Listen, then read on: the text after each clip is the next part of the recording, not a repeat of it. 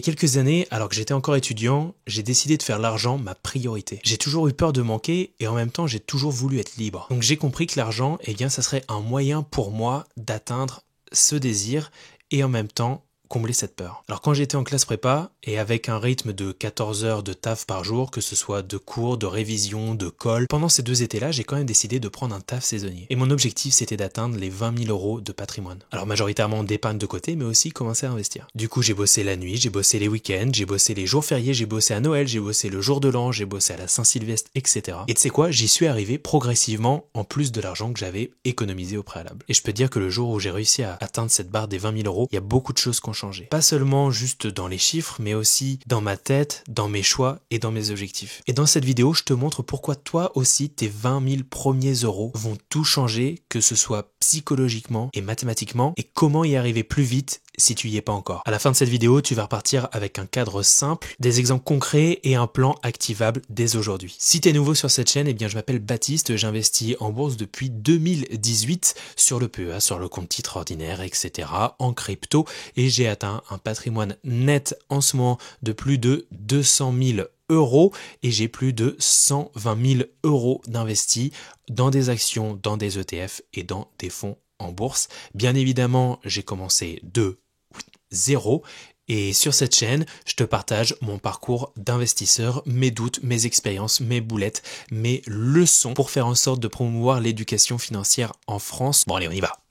Quand tu vas atteindre ces 20 000 euros, tu vas voir qu'il y a beaucoup de choses qui vont péter au niveau de ton cerveau, notamment au niveau de ton bien-être financier, tu vas voir. Franchement, avant d'avoir ces 20 000 euros d'épargne, je peux te dire que j'étais un petit peu en mode survie. Et c'est peut-être le cas pour toi d'ailleurs. Peut-être que tu as choisi un job par défaut, par dépit, plutôt que par véritable envie, parce que tu te dis que tu en as besoin. Ou alors tu restes dans des situations médiocres où tu t'épanouis pas du tout, parce que partir, ça te mettrait en danger. Et c'est normal parce que chaque décision, pour moi, ça part d'une émotion. Et là, tu as une peur qui se déclenche, c'est la peur de manquer, c'est normal. Et là, notre cerveau, il va se mettre en mode survie et pas en mode croissance, pas en mode développement. En gros, tu choisis le court terme par nécessité, mais pas vraiment par volonté. Et tu vas voir que le jour où tu vas avoir ce coussin, ce petit matelas de sécurité de côté, eh ben, il y a beaucoup de choses qui vont changer. Peut-être que par exemple, tu accepteras plus tes conditions actuelles de travail. Tu pourras peut-être te permettre de changer de travail, de demander une augmentation. Ou peut-être que si tu cherches du travail, bah, tu vas plus accepter la première offre. Peut-être que tu vas plus regarder d'autres critères, là où ton bien-être global va peut-être mieux compris. Moi, je me souviens, par exemple, ça m'a permis de refuser une alternance à laquelle j'étais prise, mais où en fait, je sentais pas, j'avais passé des épreuves pendant toute une journée, etc. Je l'avais, c'était à Ceinture, quand même un gros cabinet de conseil, etc. Mais je sais pas, je le sentais pas. J'aimais pas du tout aimer les gens avec qui j'ai parlé, et je me suis dit, bah, heureusement que j'ai cet argent de côté-là pour pouvoir me dire ok, je passe à côté de cette opportunité dont potentiellement j'aurais énormément besoin de l'argent qui vont me filer parce que j'avais ce matelas de sécurité-là. Et peut-être que si je l'avais pas eu, eh ben j'aurais accepté cette offre et j'aurais été misérable pendant 1 ou 2 ans. Et finalement, le fait d'avoir refusé cette alternance, eh ben ça m'a permis d'aller en Chine, d'aller étudier en Chine, de pouvoir rencontrer tous mes meilleurs potes que j'ai actuellement et puis après de commencer un stage dans une boîte de conseil et dans cette boîte de conseil, j'y suis resté 3 ans et il y avait une super bonne ambiance, j'ai beaucoup appris, etc. Donc peut-être que si j'avais fait ce choix-là par dépit, par défaut, parce que j'avais besoin de tunas maintenant, tout de suite, eh bien peut-être que tout ce qui m'est arrivé par la suite n'aurait jamais eu lieu. Ça aurait été dommage. Très dommage. Du coup, j'ai compris que ce matelas de sécurité, eh bien, ça m'achetait en quelque sorte de la lucidité. Et cette lucidité, elle me permet de faire des meilleurs deals ou de prendre des meilleures décisions. Et c'est là où j'ai compris qu'en fait, l'argent le plus précieux, il n'est pas sur mon compte, il est dans mes options qui sont disponibles. Bon alors, c'est sûr que atteindre ces premiers 20 000 euros, ça va déjà être un palier, ça va déjà prendre du temps. Mais après, tu vas comprendre que tout commence un peu à s'accélérer, que l'élan est amorcé. Je te donne un exemple très très simple. Si tu épargnes 1000 euros par mois à 8% de rendement annualisé, là tu vas atteindre ces 20 000 euros en 19 mois grosso modo. Sauf que les 20 000 euros suivants, eh bien, ils vont pas te prendre 19 mois non plus. Ils vont te prendre plus que 17 mois. Pourquoi? C'est parce que tes 20 000 premiers euros, eh bien, ils travaillent déjà pour toi. C'est la puissance des intérêts composés. Et tu vas voir que le cycle, il va s'accélérer comme ça, palier en palier. En gros, on prend toujours cette métaphore-là de l'effet boule de neige. Au début, eh ben, va falloir beaucoup d'élan, va falloir galérer pour que ta petite boule, elle commence à prendre. Mais plus elle va rouler, plus la pente, eh bien, va lui permettre d'accélérer.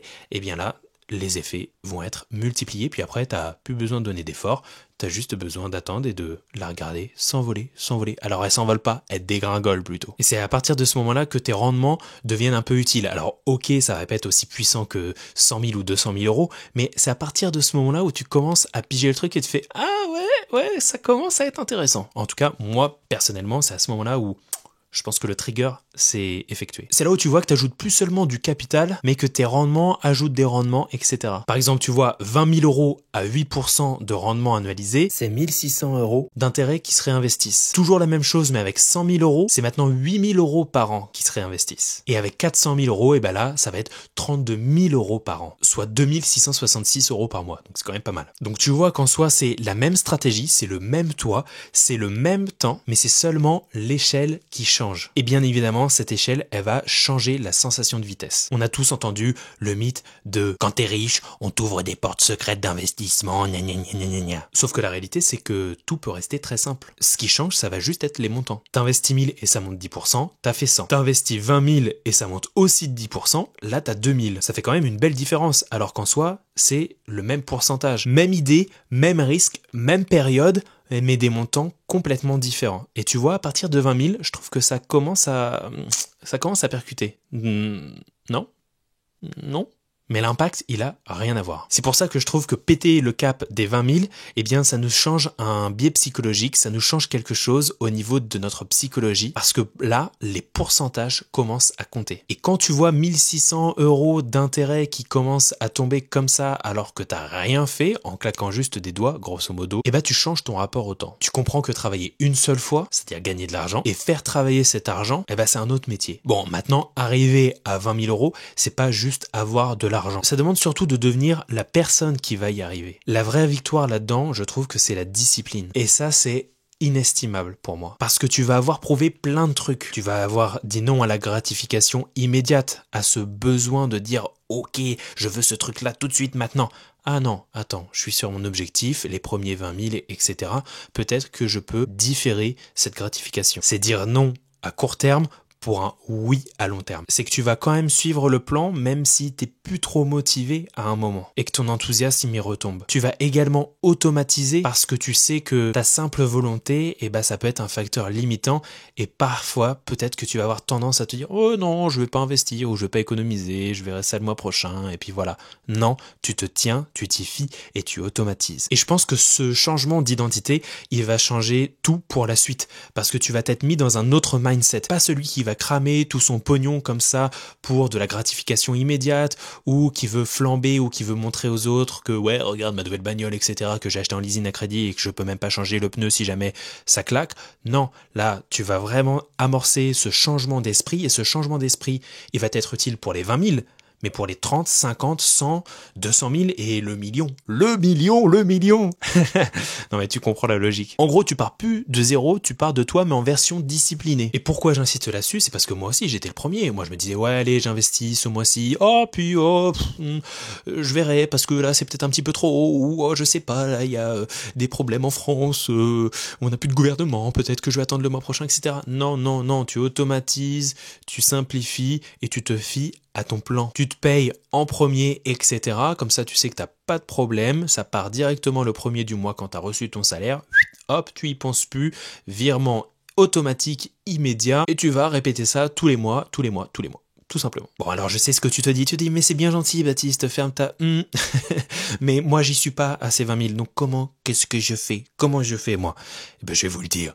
Vous voulez que je vous le dise? Je vais vous le dire. Si tu y es pas encore, voilà mon plan express. Bien évidemment, je ne suis pas un conseiller financier, hein, c'est juste ma propre expérience. Alors ne viens pas me dire que blablabla. Le premier truc, c'est que tu vas me faire un compte rendu de tout ce que tu as dépensé, de toutes tes dépenses. Tu fais tes comptes sur les 3 derniers mois. Tu fais tout ça, tu fais des extracts de tes banques pour avoir une vision claire, parce qu'il faut qu'on sache d'où tu pars. Il y a quelqu'un qui a dit qu'on pouvait pas améliorer ce qu'on ne mesure pas et c'est hyper intéressant. Donc ça, c'est extrêmement important de commencer par cette base-là. Après, tu vas faire un classement, tu vas regarder tes dépenses fixes, tu vas regarder tes dépenses variables et tu vas regarder tes rentrées d'argent et tes potentielles dettes. Tu vas faire cette liste-là. Sur la base de tout ça, tu vas voir si tu arrives à épargner ou pas. Est-ce qu'il te reste de l'argent? Si oui, eh bien, tu vas pouvoir calculer ton taux d'épargne. Et là, tu vas pouvoir regarder un petit peu dans quoi tu peux faire des coupes si jamais eh bien, tu vois que tu as peu d'argent disponible pour l'épargne. Et je pense que tu peux trouver entre 50 à 500 euros par mois de dépenses superflues ou que tu peux différer dans le temps, des abonnements que peut-être tu ne regardes pas, que tu peux supprimer, des assurances que tu peux renégocier, des restos que tu peux recadrer, diminuer un petit peu. Peut-être que tu peux éviter de boire 3 pintes, mais que 1,5, ou optimiser tes transports, faire du blablacar, etc. Je sais pas, mais tu vois, il y a des options. Majoritairement, moi, ce que j'ai fait, c'est que j'ai regardé mes abonnements. Je dépensais ce dernier mois-là, au mois d'août, 260 euros dans des abonnements. Donc c'est n'importe quoi. Ce que j'ai fait, c'est très simple. J'ai regardé ceux que j'utilisais majoritairement, je les ai gardés. Les autres, je les ai supprimés. Et je les reprendrai que et seulement que si je fais plus d'argent dans les mois qui viennent. Et pareil, si tu renégocies tes assurances, etc., je pense que tu peux facilement trouver de l'argent. J'ai fait aussi ça sur les abonnements de forfait téléphone. Je sais qu'il y en a qui payent 40 euros leur forfait. Moi, par exemple, maintenant, je suis chez Red by SFR. C'est 11,90 euros par mois. Et bah, c'est très très bien. Voilà, maintenant, tu peux réussir à trouver des forfaits à moins de 20 balles. Je pense que c'est largement honnête. Donc là, on va se dire que l'objectif de ce mois numéro 1, c'est de trouver 500 à 1000 euros à mettre de côté. Et à partir de là, qu'est-ce que tu peux faire? Et bah, c'est simple. Tu vas pouvoir ouvrir un compte d'épargne rémunéré, plus un compte d'investissement. Ça peut être un livret A couplé d'un plan épargne action, PEA, ou ça peut être un livret de développement durable. Et là, par exemple, qu'est-ce que tu peux faire? Eh ben, tu peux mettre en place 2 virements automatiques le jour où tu reçois ta paye. Un qui file pour l'épargne de court terme sur ton fonds d'urgence, ton fonds de sécurité, et un autre qui va partir dans la poche investissement où tu peux par exemple investir sur des ETF diversifiés, des actions individuelles, mais si tu es débutant, je te conseillerais tout de même. Je ne conseille rien, non, je ne te conseillerais rien, mais d'expérience, eh bien, j'ai mis sur un ETF monde par exemple. Et tu vas commencer comme ça, petit à petit, et c'est comme ça que la roue va commencer à s'enclencher, que la petite boule va commencer à se former, et tu vas la pousser chaque mois, parce que ce qui est important, ça va être la régularité maintenant. Et en fonction de ton courtier, tu vas même pouvoir mettre parfois, eh bien, des achats programmés. Comme ça, tu y penses même plus.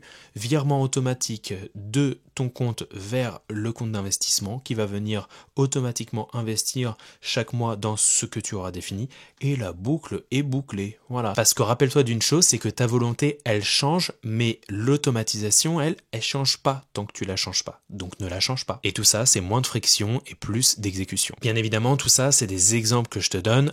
Fais tes propres recherches parce que je ne suis pas conseiller financier. Bon, et après qu'on se le dise, c'est bien gentil de faire des coupes dans les dépenses, mais il y a un moment, on doit quand même vivre. C'est plutôt sympa. Donc, on va éviter de devenir complètement sadomaso et ne plus avoir aucune vie et de manger, je sais pas, des pâtes tous les jours, même si c'est bon les pâtes, mais il y a un moment ça saoule. Non, le but c'est quand même de kiffer sa vie maintenant. Donc on va utiliser un autre levier. Si je ne peux pas diminuer ou réduire plus mes dépenses, il faut que, je vous le donne en mille, j'augmente mes revenus. Oui, ça se joue comme ça. Et là je te donne 3 pistes que moi j'ai pu faire, qui sont très très simples. La première c'est de négocier.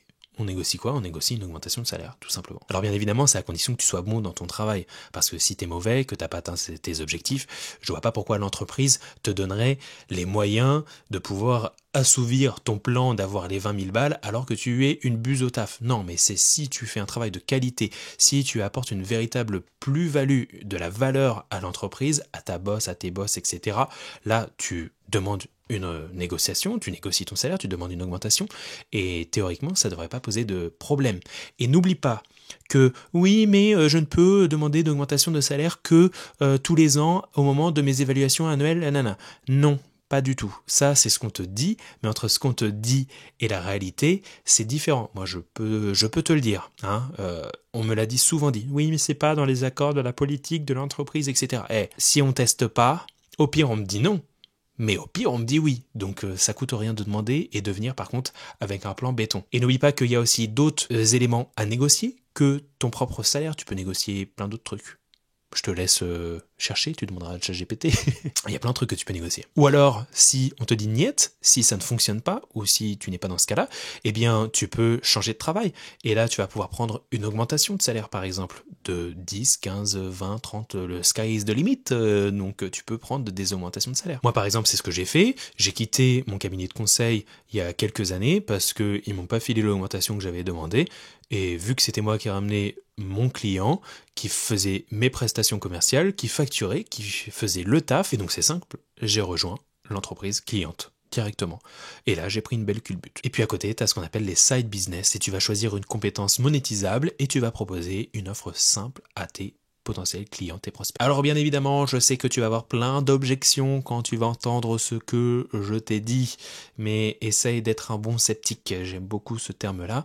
Je ne crois jamais à 100% ce qu'on me dit sur internet, mais je me dis bon, dans le bénéfice du doute, on va écouter, on va regarder, on va tester, on va voir si ça fonctionne. Donc essaye de raisonner comme ça. En tout cas moi c'est la façon dont j'opère et je trouve que ça fonctionne plutôt pas mal. Mais tu peux me dire aussi par exemple, oui mais tu me dis d'investir, mais les marchés sont au plus haut, donc je fais quoi? Tu peux attendre. C'est ton choix, tu fais ce que tu veux. Mais pour moi, l'ennemi numéro 1, c'est le temps passé à côté, en dehors du marché. Même si tu commences petit, mais tu vas commencer régulièrement et en faisant de l'investissement tous les mois, eh bien ça va te lisser ton niveau d'entrée. Donc le temps dans le marché, eh bien c'est toujours plus intéressant que d'essayer de timer son entrée. Ou alors tu peux me dire, je gagne peu, moi. Ça sert à quoi d'épargner 50 € ou 100 €? Eh bien là, je te dirais que ça te sert à te construire une habitude, parce que ces 50 €, ils vont devenir 100, puis 300. Et ce que tu bâtis surtout, c'est un muscle, c'est une compétence. Et si tout s'écroule? Eh bien là, tu auras toujours ton fonds d'urgence et en plus, tu auras eu des investissements diversifiés. Et vu qu'on investit toujours dans un horizon de temps long, à 15, 20, 30 ans, et bah tu vas connaître des tempêtes, tu vas connaître des chutes, mais tu vas survivre. Toutes choses étant égales par ailleurs, si les performances futures sont les mêmes que les performances passées. Ça devrait bien se passer, si c'est les mêmes que celles du passé. Ta stratégie, elle n'est pas de prédire, mais elle est de tenir. Tenir bon, coûte que coûte. Quoi qu'il en soit. Et enfin, la dernière, tu peux me dire, ouais, 20 000 €, c'est très très loin pour moi. Et là, je te dis, divise. 20 000 €, c'est 40 mois à 500 €. Ou 20 mois à 1000 €. Donc ça te paraît déjà moins loin, je trouve. Et il y a toujours des moyens de pouvoir économiser ou de gagner un petit peu plus d'argent. Là, je sais que le mois dernier, ma sœur, elle a fait 100 € sur Vinted avec des fringues qu'elle se servait pas. Faut juste en donner à peine et accepter que ça va prendre du temps. Bon, en tout cas, tes premiers 20 000 €, ils vont pas changer que ton compte. Ils vont changer, tu l'auras compris, ta posture. Tu passes en quelque sorte de subir à choisir. Et ça va te permettre d'avoir beaucoup plus d'options, beaucoup plus de choix, beaucoup plus de liberté, d'indépendance. Si tu souhaites récupérer ton guide de l'investisseur débutant en bourse et découvrir les 7 étapes simples pour maîtriser ton argent et atteindre tes objectifs financiers, eh bien c'est le premier lien en description. Et à ce sujet, si tu veux ne pas répliquer les mêmes erreurs que j'ai pu faire dans le passé, eh bien je te conseille de regarder cette vidéo qui s'affiche juste là où je te montre les 5 pires erreurs que j'ai pu faire en débutant en bourse et que ça m'a coûté énormément d'argent, de temps perdu. Donc regarde ça, tu me diras ce que tu en penses. On se revoit tout de suite.